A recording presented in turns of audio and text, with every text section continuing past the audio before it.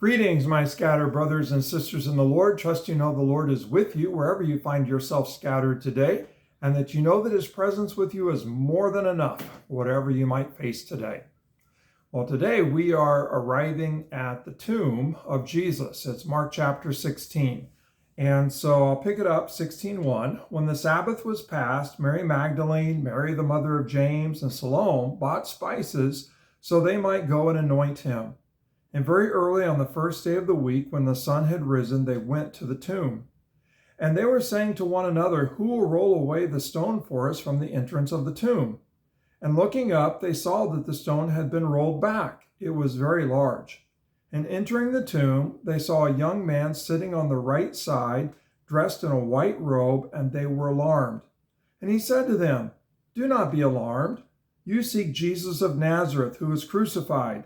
He has risen. He is not here. See the place where they laid him? But go, tell his disciples and Peter that he is going before you to Galilee. There you will see him, just as he told you." And they went out and fled from the tomb, for trembling and astonishment had seized them, and they said nothing to anyone, for they were afraid. Now we're going to divide this up into two parts. The next episode we'll talk about the women and their response. But today I want to talk about that young man. It's interesting. The stone is rolled away. They see the young man sitting there. The young man is dressed in a white robe, and they're filled with fear and astonishment. And the young man tells them, "Don't be afraid. Jesus, I know who you're seeking. Jesus of Nazareth. He was crucified. He's not here. He's risen." And we tend to jump to the conclusion right away, and rightly so, that this young man is an angel. But it's really interesting. Mark doesn't really tell us anything that would, spell out that he's an angel. We hear that in the other Gospels, but Mark, he doesn't talk about how he is in dazzling bright clothing. Doesn't really talk about his appearance or incredible strength. Mark just says a young man in a white robe sitting there with this news. And why I think that is interesting is because the last time we met a young man in Mark, it was back in chapter 14, verse 51. There is a young man who is following Jesus. That young man is wearing nothing but a linen garment, and he's following Jesus. And when Jesus is arrested, that young man runs away. They try to seize him just like they seized Jesus, and he runs away naked, humiliated. He had been following Jesus, and when Jesus got arrested, he turned his back, he ran away, humiliation. And now, on the other side of that, at the tomb, we have a young man. Maybe the same young man? Well, probably not, but maybe Mark wants us to make a connection that the first young man ran away in humiliation.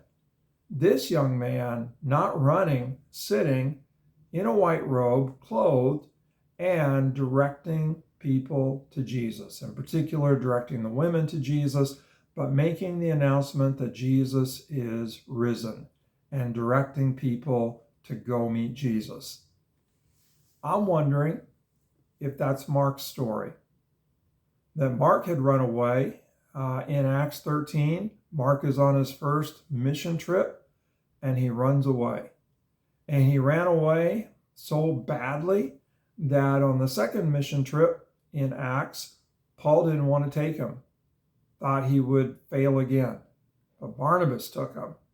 And by the time we get through the New Testament, we discover that Mark has been changed from a humiliated young man who runs away to one who is useful, one who is directing people to Jesus, one who is a confidant of Peter and even Paul.